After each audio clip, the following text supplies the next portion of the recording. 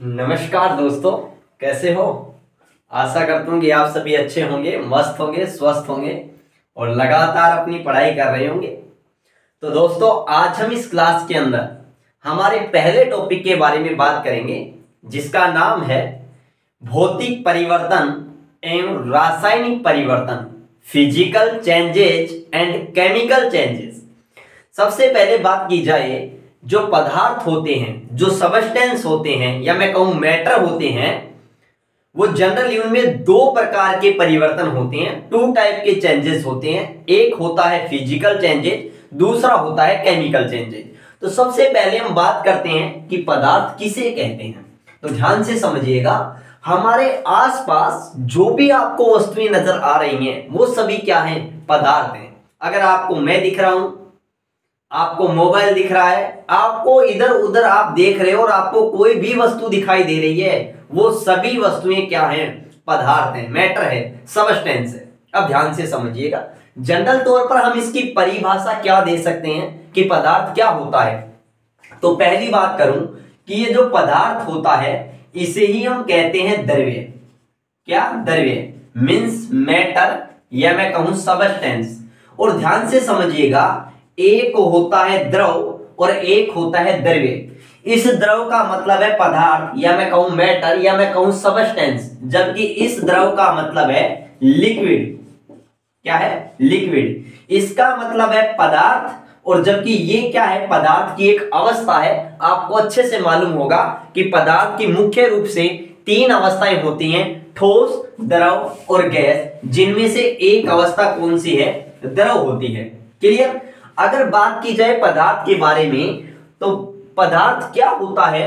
पदार्थ हमारे आसपास वे सभी वस्तुएं, हमारे आसपास सभी वस्तुएं क्या कहलाती हैं? पदार्थ कहलाती हैं। क्योंकि उन वस्तुओं में दो मुख्य रूप से गुण पाए जाते हैं। पहला गुण पाया जाता है कि उनके अंदर क्या होता है? द्रव्यमान होता है, मतलब उनका कुछ ना कुछ क्या होता है? मास होता है। दूसरी बात, वे जो वस्तुएं होती हैं वो क्या करती हैं? स्थान घेरती हैं। क्या करती हैं? स्थान घेरती हैं। स्थान घेरने का मतलब यह है, उनका कुछ ना कुछ क्या होता है? आयतन होता है। वो स्पेस को ऑक्यूपाई करती हैं, इस स्पेस को कवर करती हैं, या मैं कहूं उनका कुछ ना कुछ क्या होता है? वॉल्यूम होता है। क्लियर? तो आप अपने आसपास आपको कोई भी वस्तु दिखाई देगी, वो सभी क्या कहलाएंगी? पदार्थ। क्यों? उनका कुछ ना कुछ द्रव्यमान भी है और उनका कुछ ना कुछ आयतन भी है, वो कुछ ना कुछ स्थान भी घेरती हैं। जैसे आप जिस स्थान पर बैठे हो, आप जिस स्थान पर बैठे हो, वहां बैठने से पहले वो बिल्कुल खाली था, वहां कोई नहीं था। जैसे ही आप वहां बैठे तो आपने स्थान घेर लिया, आपने जगह रोक ली। इसका मतलब आप स्थान भी घेर रहे हो, आपका आयतन भी है, दूसरी बात आपका कुछ ना कुछ द्रव्यमान भी है, वजन भी है आपका। क्लियर? इसलिए आप क्या हो? एक पदार्थ हो। जैसे आपके हाथ दिख रहा है, यहां बिल्कुल खाली है। जैसे ही मैं ये डस्टर यहां रखता हूं, तो आपने देखा कि इसने ये जगह, स्पेस को, इस जगह को क्या कर लिया? कवर कर लिया, स्थान घेर लिया। दूसरी बात, इसका कुछ ना कुछ क्या है? द्रव्यमान भी तो है ना। इसलिए मैं क्या कह सकता हूं? ये क्या है? पदार्थ है। ऐसे ही आप आसपास अपनी आंखों से कुछ भी वस्तुओं को देखिए, वो सभी वस्तुएं क्या है? पदार्थ है। क्लियर? अब पदार्थ की मुख्य रूप से कितनी अवस्थाएं होती हैं? तीन अवस्थाएं होती हैं, ठोस, द्रव और गैस। और याद रखना, पदार्थ की चौथी अवस्था होती है प्लाज्मा। पदार्थ की चौथी अवस्था होती है प्लाज्मा, जो कि एक आयनित अवस्था है। आपसे क्वेश्चन पूछ ले पदार्थ की कौन सी अवस्था आयनित अवस्था है, तो आप क्या बताओगे? प्लाज्मा, जो कि चौथी अवस्था है। और पांचवी अवस्था अपने पास में आती है, याद रखना, इसकी पहली अवस्था होती है ठोस, दूसरी अवस्था होती है द्रव, तीसरी अवस्था होती है गैस, फिर अपने पास में क्या आती है? प्लाज्मा। प्लाज्मा।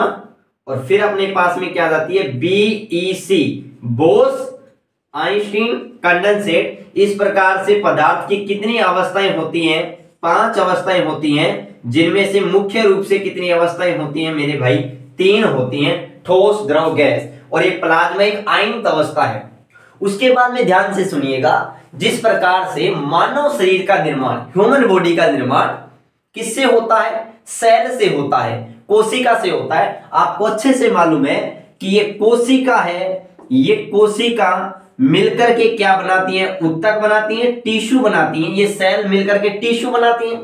ये उत्तक होते हैं वो क्या बनाते हैं, ऑर्गन्स बनाते हैं, अंग बनाते हैं। और ये अंग आपस में मिलकर के क्या बनाते हैं, अंग तंत्र बनाते हैं। और ये अंग तंत्र बहुत सारे मिलकर का हमारी बॉडी का निर्माण करते हैं। उसी प्रकार से जिस प्रकार से मानव शरीर की सबसे छोटी इकाई क्या होती है, कोशिका होती है, वैसे ही मेरे भाई जो पदार्थ होता है, कोई भी पदार्थ होता है, उस पदार्थ की सबसे छोटी से छोटी जो लोएस्ट जो यूनिट होती है वो क्या होती है मेरे भाई, परमाणु होती है।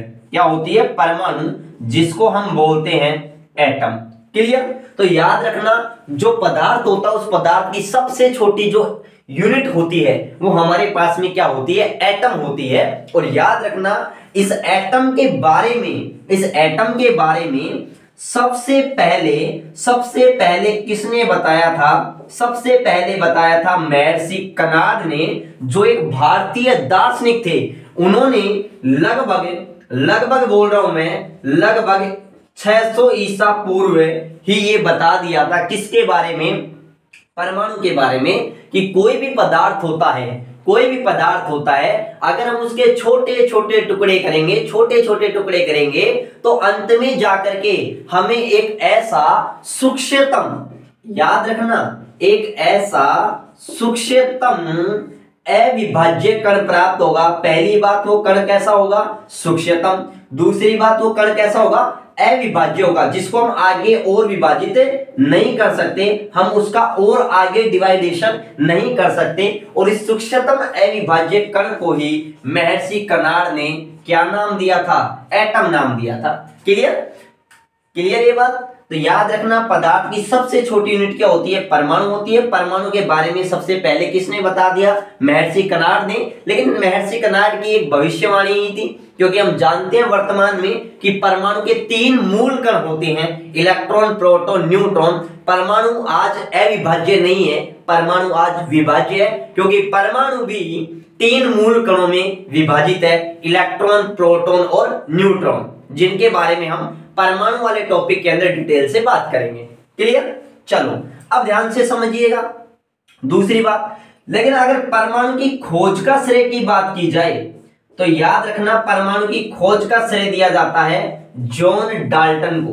किसको दिया जाता है, जॉन डाल्टन को, क्योंकि जॉन डाल्टन एक पहले वैज्ञानिक थे जिन्होंने प्रायोगिक रूप से, मैं क्या कह रहा हूं, साइंटिफिक रूप से कि ये बात बताई थी कि परमाणु है जो पदार्थ की सबसे छोटी क्या होती है, इकाई होती है।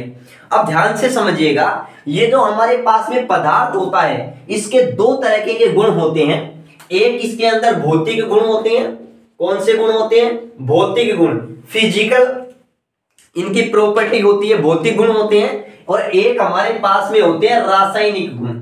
जिस प्रकार से मेरे भाई मानव जो शरीर होता है, या मैं कहूं मानव होता है, ह्यूमन होता है, उसके अंदर भी 2 प्रकार के गुण होते हैं। एक होता है फिजिकल प्रॉपर्टी, भौतिक गुण, जैसे वो दिखने में कैसा है, गोरा है या काला है, उसकी हाइट क्या है, आकार क्या है, उसकी आकृति क्या है, वो मोटा है या पतला है, समझिए, लंबा है या छोटा है। ये सभी आकृति, आकार, ये सभी बाह्य गुण हैं। और बाह्य गुण एक तरीके से फिजिकल गुण होते हैं। जिस प्रकार से हमारे भी बाह्य गुण और इंटरनल, आंतरिक गुण, जैसे हमारा स्वभाव कैसा है, हम क्रोध करते हैं क्या, ये इंटरनल कैरेक्टर हो गए, जिनके बारे में कोई दूसरा जल्दी से मालूम नहीं कर सकता, लेकिन भौतिक गुण जो देख करके मालूम कर सकते हैं। तो वैसे पदार्थों के भी 2 प्रकार के गुण होते हैं, एक फिजिकल गुण, फिजिकल प्रॉपर्टी, दूसरी होती है केमिकल प्रॉपर्टी, एक भौतिक गुण और एक रासायनिक गुण। अब ध्यान से समझिएगा, यदि पदार्थ के भौतिक गुणों में परिवर्तन आ जाए तो परिवर्तन कहलाता है भौतिक परिवर्तन, और अगर पदार्थ के रासायनिक गुणों में परिवर्तन आ जाए तो परिवर्तन क्या कहलाता है, रासायनिक परिवर्तन। अब हम जानेंगे कि कैसे तो भौतिक गुणों में किस प्रकार से परिवर्तन होता है, किस प्रकार से रासायनिक गुणों में परिवर्तन होता है। अब मेनली हम हमारे टॉपिक पर आ गए हैं, बिल्कुल हम अच्छे से समझते हैं, क्योंकि मैं एक एक चीज को समझना है। विश्वास दिलाता हूं मैं आपको इस बात की कि जो पढ़ा रहा हूं उससे बाहर एग्जाम में कोई भी क्वेश्चन जाने वाला नहीं है। दूसरी बात, आपको जो भी मैं पढ़ा रहा हूं आप या तो मेरे साथ उतार सकते हो, अदरवाइज आप टेलीग्राम चैनल का लिंक ज्वाइन कर लीजिए। वहां पर आपको नोट्स की पीडीएफ बिल्कुल निःशुल्क फ्री मिल जाएगी, बहुत अच्छी हैंड राइटिंग के अंदर, जिसको आप आराम से प्रिंट आउट निकलवा सकते हो। क्लियर?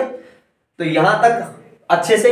अब मैं एक एक बात को समझा रहा हूं कि जो पदार्थ होते हैं उनके अंदर परिवर्तन कितने प्रकार के होते हैं, तो ध्यान से समझना। पदार्थों में परिवर्तन होते हैं दो प्रकार के। कितने प्रकार के परिवर्तन होते हैं? दो प्रकार के परिवर्तन होते हैं।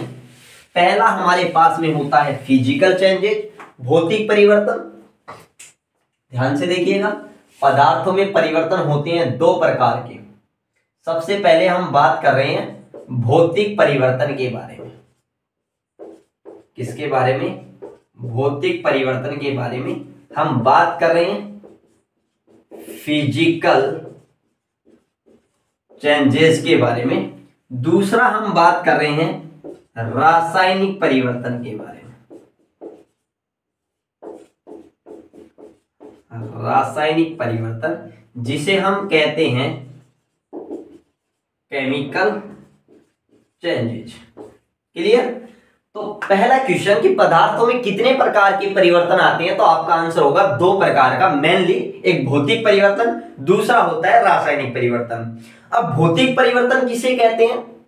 यदि पदार्थ के केवल और केवल भौतिक गुणों में परिवर्तन हो, केवल और केवल भौतिक गुणों में, जैसे उसकी अवस्था में परिवर्तन आ गया हो, कहीं अवस्था का मतलब ठोस से वो द्रव में बदल गया हो, द्रव से वो गैस में बदल गया हो। अगर पदार्थ की अवस्था में परिवर्तन आ रहा है, इसका मतलब वहां परिवर्तन कौन सा है? भौतिक परिवर्तन है। यदि पदार्थ की आकृति में परिवर्तन आ गया हो, कहीं पदार्थ के आकार में परिवर्तन आ गया हो, कहीं पदार्थ के घनत्व में परिवर्तन आ गया हो, तो ये सभी गुण हैं, वो भौतिक गुण कहलाते हैं। इसका मतलब परिवर्तन किस में हो रहा है? भौतिक गुणों में हो रहा है। और भौतिक गुणों में अगर परिवर्तन होगा तो परिवर्तन कौन सा कहलाएगा? भौतिक परिवर्तन कहलाएगा, फिजिकल चेंजेज कहलाएगा। तो मैं यहां पर आपके सामने क्या लिख सकता हूं, ध्यान से समझिएगा। मैं लिख सकता हूं कि वे परिवर्तन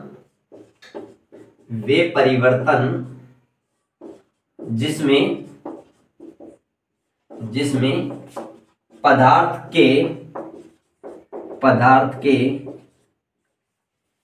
के भौतिक गुणों जैसे अवस्था हो गई, पदार्थ की स्टेट हो गई, और जैसे आयतन हो गया। आपको मालूम है आयतन में ही क्या आ गई? लंबाई आ गई, आयतन में ही चौड़ाई आ गई, आयतन में ही ऊंचाई आ गई। क्योंकि वॉल्यूम इक्वल क्या होता है? लंबाई गुना चौड़ाई गुना ऊंचाई।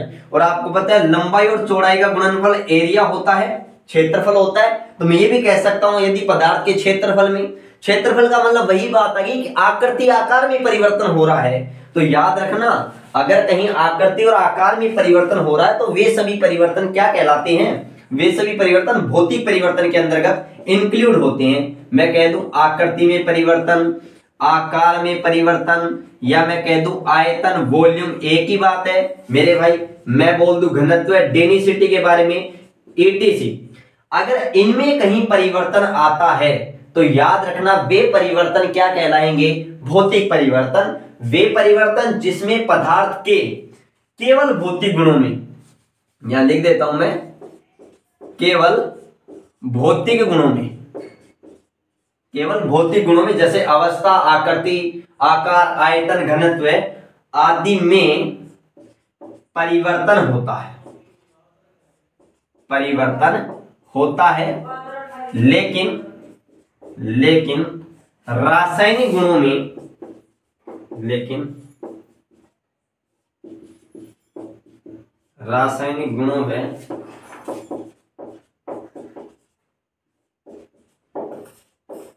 रासायनिक संगठन, केमिकल कंपोजिशन में कोई परिवर्तन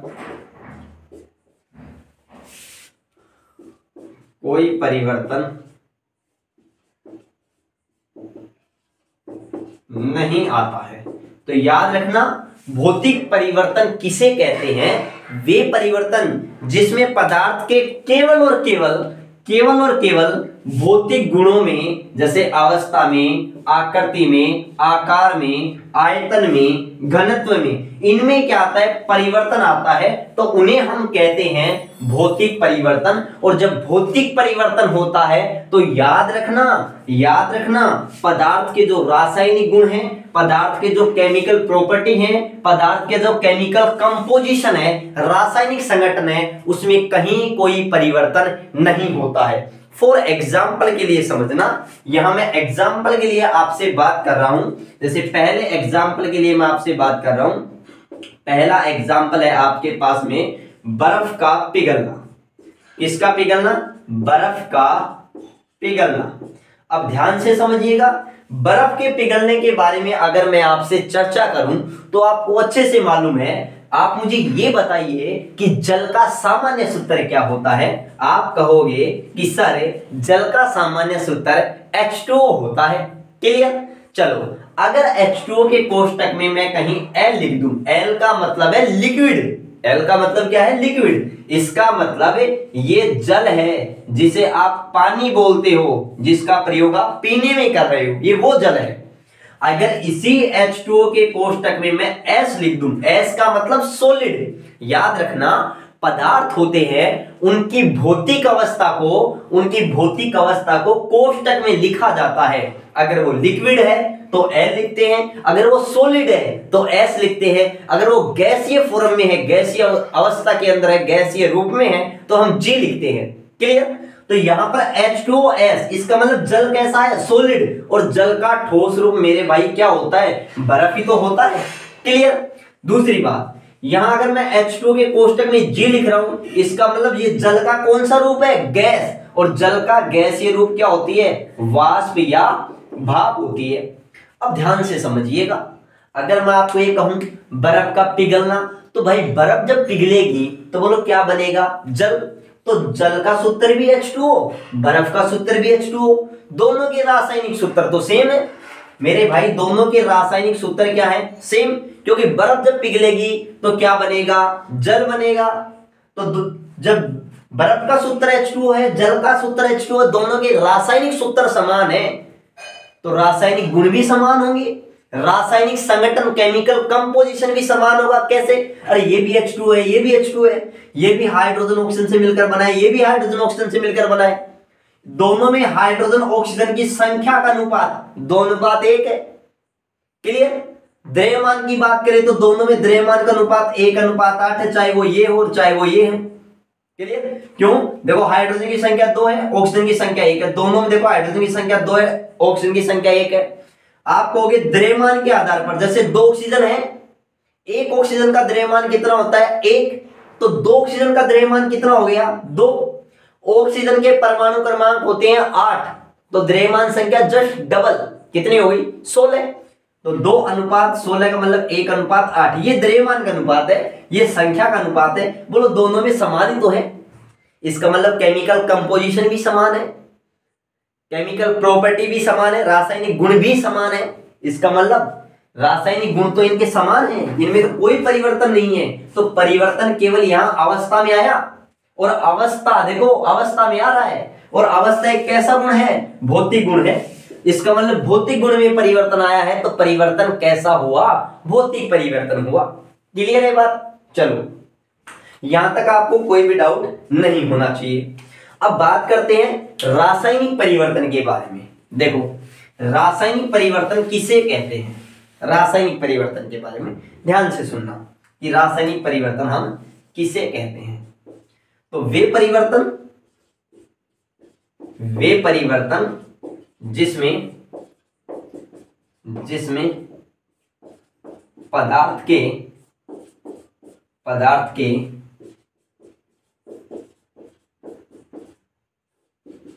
रासायनिक गुणों व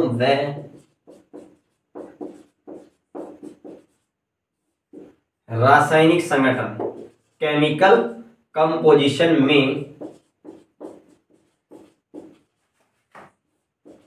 परिवर्तन होता है, उसे रासायनिक परिवर्तन कहते हैं। क्या कहते हैं? उसे रासायनिक परिवर्तन कहते हैं। रासायनिक परिवर्तन। ध्यान से समझिएगा, अगर पदार्थ के मेरे भाई, अगर कोई भी पदार्थ है, अगर उस पदार्थ के केवल और केवल रासायनिक गुणों में और रासायनिक संगठन ही बदल गया, पहले कुछ और पदार्थ अब कुछ और बन गया, तो रासायनिक संगठन चेंज हो गया, केमिकल कंपोजिशन चेंज हो गया। और केमिकल कंपोजिशन या केमिकल प्रॉपर्टी में अगर परिवर्तन आता है तो इसका मतलब वो चेंजेज कैसा है, केमिकल चेंजेज है, मतलब वो रासायनिक परिवर्तन है। फॉर एग्जांपल के लिए इसका मैं एग्जांपल आपके सामने दे रहा हूं कि दूध से दही बनना, दूध से दही बनना। अब दूध से क्या बना रहे हैं हम, दही बना रहे हैं। आपको मालूम है कि जब दूध से दही बनता है तो एक रासायनिक क्रिया होती है, लैक्टोबैसिलस जीवाणु दूध को किसमें कन्वर्ट करता है, दही के अंदर कन्वर्ट करता है। और आपको मालूम है दूध अलग होता है मेरे भाई, ताजा दूध होता है ना, उसकी पीएच होती है 6.5, और जैसे जैसे वो दही में बदलता है तो आपको पता है दही में लैक्टिक अम्ल पाया जाता है, अम्लों की पीएच 7 से भी कम होती है, धीरे धीरे वो अम्ल में चेंज होता है तो उसके पीएच में परिवर्तन आता है। क्लियर। दूसरी बात, दूध अलग होता है, दही अलग होता है, दोनों के रासायनिक संगठन ही अलग अलग होते हैं, दोनों पदार्थ ही अलग अलग हैं, दोनों के केमिकल जो कंपोजिशन वो अलग अलग है। अगर दोनों का केमिकल कंपोजिशन अगर समान होता तो मेरे भाई चाय दूध की बनती है तो चाय दही की भी बन जाती, अगर दोनों का रासायनिक संगठन समान होता तो।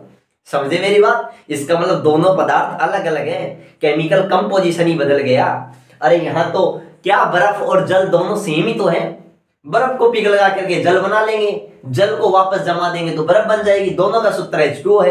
क्या कोई रासायनिक संगठन बदला? नहीं बदला, लेकिन यहां रासायनिक संगठन बदल गया।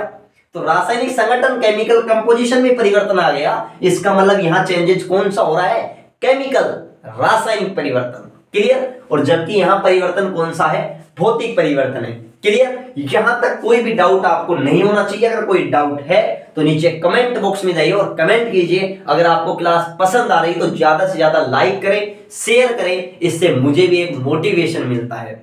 आपके लिए मैं रेगुलर क्लासेस लाऊंगा और विश्वास दिलाता हूं कि पूरा कोर्स बहुत अच्छे से निःशुल्क विद नोट्स के साथ बेहतरीन तरीके से करवाऊंगा।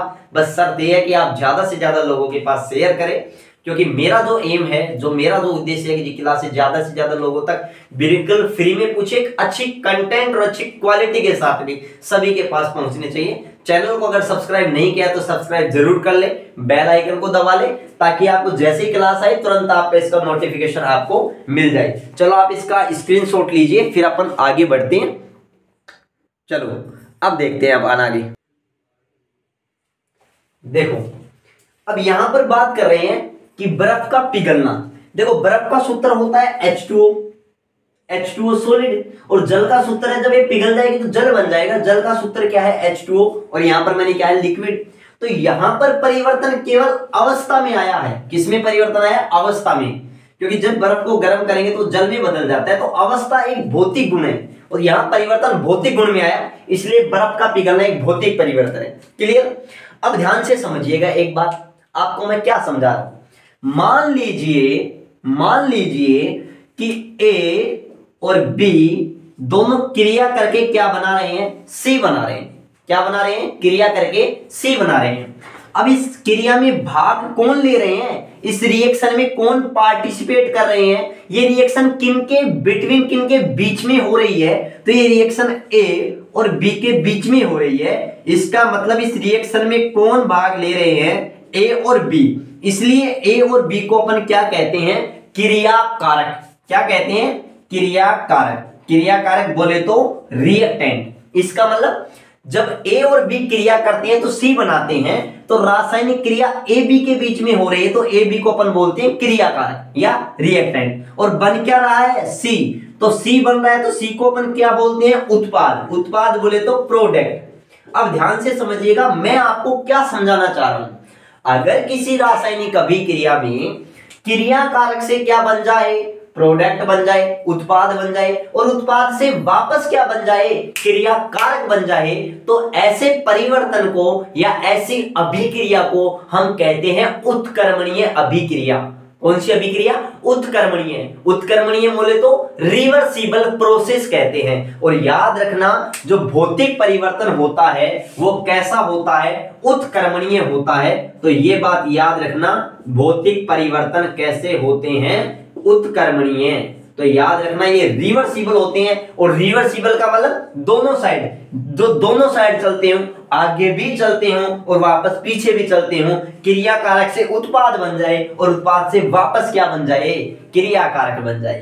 क्लियर? जैसे जल से क्या बन जाएगा? बर्फ। अरे घबराओ मत, जल से क्या बन गया? बर्फ, या बर्फ से क्या बन गया? जल। जैसे इस बर्फ है, इसको मैंने गर्म किया, ये गर्म करने का सिंबल है, इसका मतलब हम गर्म कर रहे हैं, हीट दे रहे हैं, उष्मा दे रहे हैं, गर्म कर रहे हैं, ताप बढ़ा रहे हैं। तो जब बर्फ को गर्म करोगे तो वो जल में बदल जाएगा और इस जल को वापस से तुम ठंडा करोगे, बिल्कुल जमा दोगे, फ्रीजिंग कर दोगे जब इसका, तो ये वापस से बोलो किस में चेंज हो जाएगा? बर्फ में। तो बोले ये प्रोसेस दोनों साइड में चलता है, इसलिए परिवर्तन कैसा है? उत्क्रमणीय। और उत्क्रमणीय का सिंबल यही होता है, हाँ पैरो, कि क्रिया कारक से क्या बन जाए? उत्पाद, और उत्पाद से वापस क्या बन जाए? क्रिया कारक। तो याद रखना भौतिक परिवर्तन कैसे होते हैं? उत्क्रमणीय होते हैं, रिवर्सिबल होते हैं, ये रिवर्सिबल होते हैं। क्लियर? जबकि जो रासायनिक परिवर्तन होते हैं वो कैसे होते हैं? अनुत्क्रमणीय। अनुत्क्रमणीय का मतलब इरिवर्सिबल, ये उत्क्रमणीय नहीं होते हैं, ये कैसे होते हैं? अनुत्क्रमणीय होते हैं। अनुत्क्रमणीय। अनुत्क्रमणीय का मतलब क्रिया कारक से उत्पाद बन गया तो बन गया, अब उत्पाद से वापस क्रिया कारक नहीं बन सकता। इसका मतलब ये वन साइड प्रोसेस है, केवल एक ही दिशा में क्या होता है? संपन्न होता है, प्रोसीड होता है। तो ये अनुत्क्रमणीय होते हैं। क्लियर? चलो दूसरी बात। दूसरी बात ये है कि ये जो परिवर्तन होते हैं वो कैसे होते हैं? अस्थायी होते हैं। कैसे होते हैं? अस्थायी। तो ये अस्थायी होते हैं। अस्थायी कैसे? अरे घबराओ मत, बर्फ पिघल करके जली तो बना है, जल को हम वापस फ्रीज में जमा देंगे तो हमारे पास में वापस से क्या बन जाएगी? बर्फ बन जाएगी। तो कैसा परिवर्तन है? अस्थायी है। समझे मेरी बात को? क्योंकि वापस में हम एक दूसरे में क्या कर पा रहे हैं? चेंज। लेकिन ये जो दूध से दही बनना, बोलो कैसा परिवर्तन है? स्थायी परिवर्तन है। तो याद रखना ये स्थायी परिवर्तन है, ये स्थायी परिवर्तन है, या ये स्थायी होते हैं। स्थायी परिवर्तन है। जबकि ये कैसे परिवर्तन होते हैं? ये अस्थायी परिवर्तन होते हैं। क्लियर?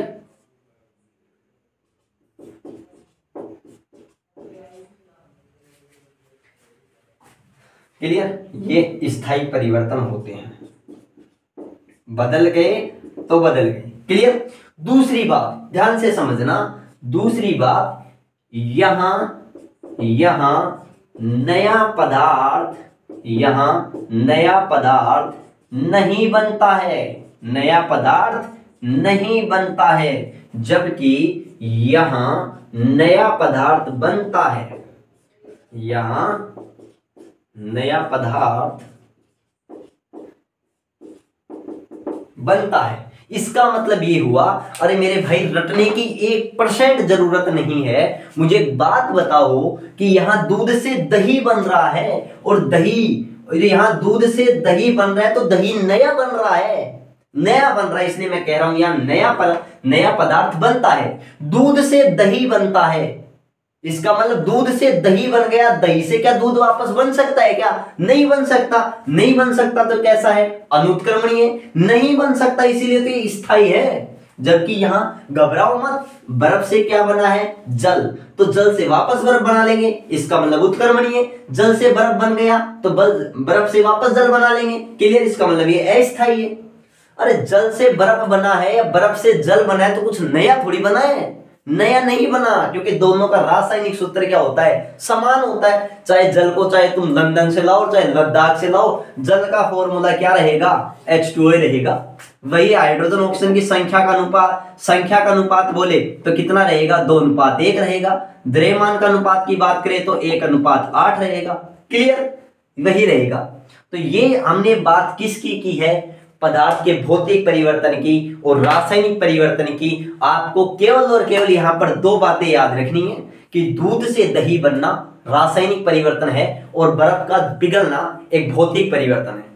क्लियर? यहां से सारे पॉइंट क्लियर हो जाएंगे। अगर आपको सही और गलत स्टेटमेंट के बारे में पूछा जाता है तो उनको याद रखना बहुत जरूरी है। भौतिक परिवर्तन को दूसरा उत्क्रमणीय परिवर्तन देकर भी सवाल पूछ सकता है। क्लियर? अब देखो बर्फ का पिघलना, तो बर्फ पिघलेगी तो जल बनेगा, जल का सूत्र भी H2O, बर्फ का सूत्र भी H2O, दोनों के रासायनिक सूत्र समान है, इसका मतलब रासायनिक गुण भी समान है, रासायनिक संगठन भी समान है। तो किसमें परिवर्तन आया है? केवल अवस्था में। तो इसका मतलब अवस्था कैसा गुण है? भौतिक गुण। इसका मतलब भौतिक गुण में परिवर्तन आया है, इसलिए परिवर्तन कौन सा हुआ? भौतिक परिवर्तन हुआ। क्लियर? ये डेफिनेशन। जल से बर्फ बनना, तो बर्फ से वापस जल बन जाएगी, इसका मतलब उत्क्रमणीय है। अरे जल से बर्फ बना है, बर्फ से वापस जल बन रहा है, तो अस्थायी एक नहीं है, आपस में एक दूसरे में बदल रहे हैं। ऐसा तो है नहीं कि बर्फ पिघलकर जल बन गया, बन ही गया, अब जल को हम बर्फ नहीं बना सकते। क्या ऐसा है? क्या नहीं है। इसका मतलब ये अस्थायी है। क्लियर? अरे जल से बर्फ ही तो बनी है या बर्फ से जल बनी है, बात एक ही है। क्या कुछ नया बना है क्या? नहीं, दोनों के रासायनिक सूत्र समान है, इसका मतलब नया पदार्थ नहीं बनता है, जो बोला है वही तो लिखा हूं। क्लियर? यहां देख लो, दूध से दही बना है, मतलब दूध दूध होता है, दही दही होता है, दोनों के रासायनिक संगठन बदल गए, रासायनिक गुण ही बदल गए, परिवर्तन रासायनिक, केमिकल चेंजेज। क्लियर? दूध से दही बन रहा है, क्या दही से दूध बना लोगे क्या? नहीं बनेगा, इसका मतलब अनुत्क्रमणीय है, इरिवर्सिबल है। दूध से दही बन गया तो बन गया, अब दही से दूध नहीं बन सकता, इसका मतलब ये कैसा है? स्थायी है। क्लियर? दूध से दही बना है, कुछ नया बना है, नया बना है तो बोलो नए पदार्थ का निर्माण होता है। क्लियर? तो ये मैंने आज केवल इनका बेसिक इंट्रोडक्शन की बात की है। कल हम सोल्व करेंगे क्वेश्चन, मतलब इनके एग्जाम का, जो मोस्टली एग्जाम में पूछा जाता है। बताओ निम्न में कौन सा भौतिक परिवर्तन है, बताओ निम्न में कौन सा रासायनिक परिवर्तन है, बताओ लोहे पर जंग लगना किस प्रकार का परिवर्तन है। ऐसे बहुत सारे सवाल, बहुत सारे एग्जाम्पल के साथ हम नेक्स्ट क्लास के अंदर बात करेंगे। मिलते हैं नेक्स्ट क्लास में, तब तक क्लास को शेयर करें, ज्यादा से ज्यादा शेयर करें, लाइक करना बिल्कुल ना भूलें। चैनल को सब्सक्राइब नहीं किया है तो सब्सक्राइब जरूर कर लें, ज्यादा से ज्यादा अपने दोस्तों के पास ये क्लास को पहुंचाए। मिलते हैं नेक्स्ट क्लास में, तब तक थैंक यू।